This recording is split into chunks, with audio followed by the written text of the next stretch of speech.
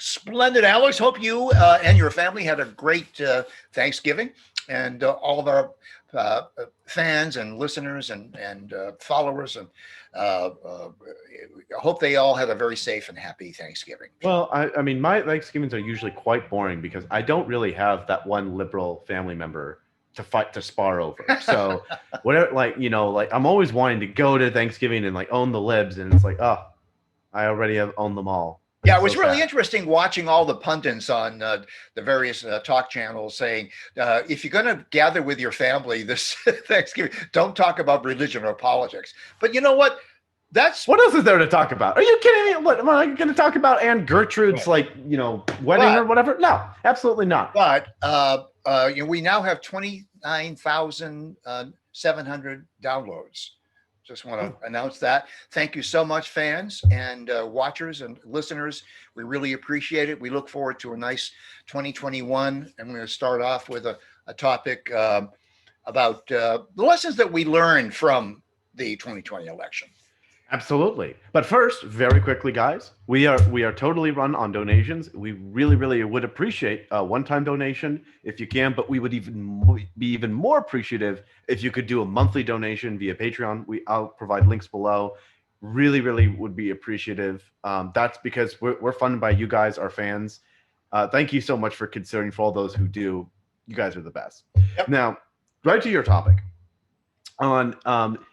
We've been talking a lot about the evolution of the conservative mind, a little bit about the Republican Party and how they've changed over the years. And, really in the, 60s, 70s, 80s, you can see the Democrats really start becoming vicious. They put aside this, we're going to work together towards the same goals. And you see a shift in values. It's multi-decade process, but there's been a shift in values since the 60s. And, Barack Obama probably was its most openly explicit zenith. Maybe under Trump, you could argue, it's complicated and nuanced to explain in simple and, overview methods. But only as of Trump, the Trump era, do we see the right finally fighting back. They finally learned how to do the politicking. They realize that they're in a fist fight to the death. They finally figured this out. Yeah, we were going to talk about lessons, that we were going to talk about how conservatives have not learned how to politicize and get involved. But now, and I have to eat some crow here. I predicted that Trump would win hands down very comfortably. And I have to say, now there's an asterisk beside the election. So maybe there's a slim chance that I might be exonerated from that. But the question that is on everyone's mind is, how could Trump lose in a fraudulent election when so many Republicans and conservatives and libertarians won in the down ballot? That's right. I mean to suggest, as you have been pointing out, as you just pointed out, that yes, the GOP is learning to embrace the decline to state and the no party preference voter here in San Luis Obispo County, here in Central Coast. I was talking with Andrea Seastrand about that, former Congresswoman, and yeah, that's the new thing, and it only happened because of Donald Trump. It happened because of Donald Trump. So that's the big lesson that I'm learning is that yes, in some places, in some down ballot elections, in some locales, some Republican candidates have learned to include the NPPs and the Libertarians, even as candidates that they support. Yes. I mean, for decades, the left has been going on and on about we need more women candidates, we need more black candidates, we need more black candidates of Hispanic and blah, blah, blah, blah, blah, blah, transgender, all that stuff. Well, the Republicans have started to answer that by running, more women. They're elected this was the record for most Republican women ever elected in a Congress. Yeah. If you look at the trends, Democrats should be terrified. The Republicans doubled the amount of Republican votes with black women. They've increased among black men, Latina women, Latino men, And Yeah, even white ones. Hispanics across the board. This was another thing we were going to talk about: the conservatives losing the culture war. That was another one of our topics. But Exactly. we put that aside because of what's happened in the election. But if you look at the results of the election, as everybody seems to be looking at, the GOP has made tremendous gains as the Democrats move further left to socialism and communism. The Latino people are moving more, the Hispanic people are moving more to the right. And that's because of three things: faith, family, and freedom. Three things. All very closely faith, tied. family, and freedom. They understand that. And they understand it's on the line. So that's, I think, the big explanation about this phenomenon of the new GOP that's now emerging for the first time in several years now in California.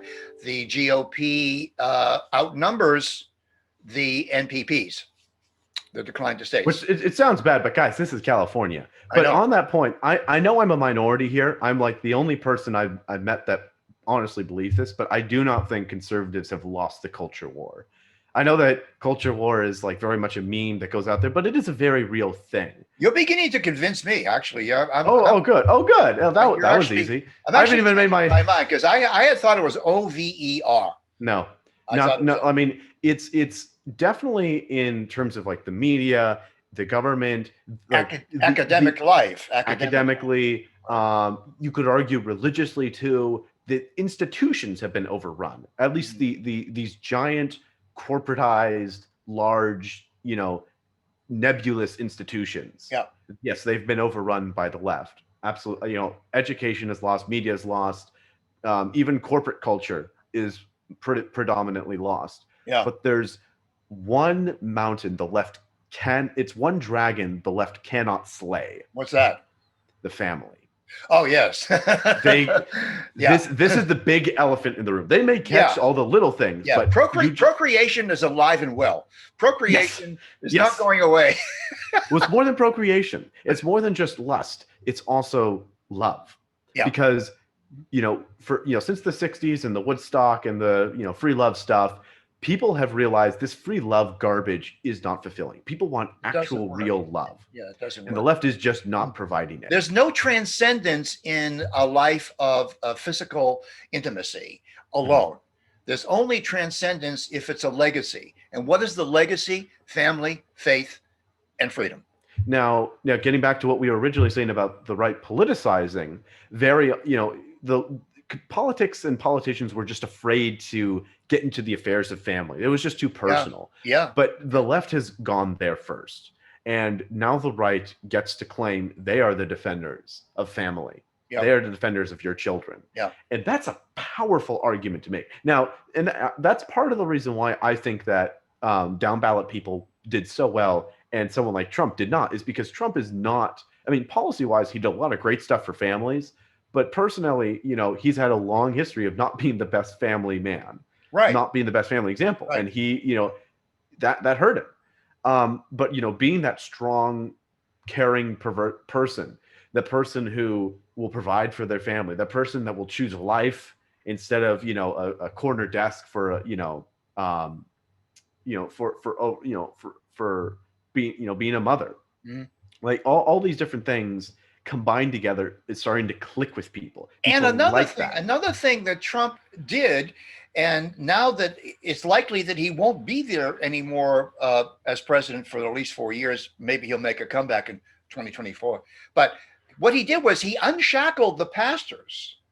Unshackled the pastors, because last May he passed an executive order that said, pastors can preach political sermons and organize politically.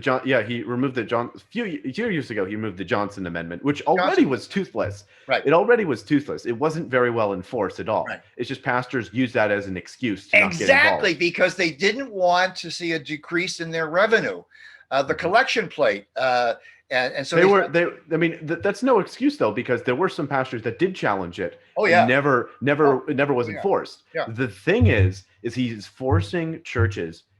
This is the moral line you need to draw. Yeah. Look at Pastor MacArthur and Pastor Rob McCoy here in California. Both of these pastors are out of out of the box. They are now mainstream political organizers. Yes, because they see what is at stake. And other, I mean, those are just pastors in California.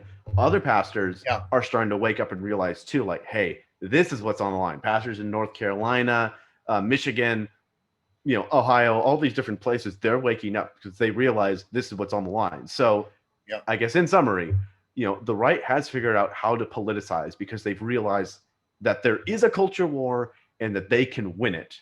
And right now they've been on the defensive for a long time, but there's just very little ground now to be like now the left is going to be on the defensive because they've gained so much ground. They have they only have things to defend, and they just can't.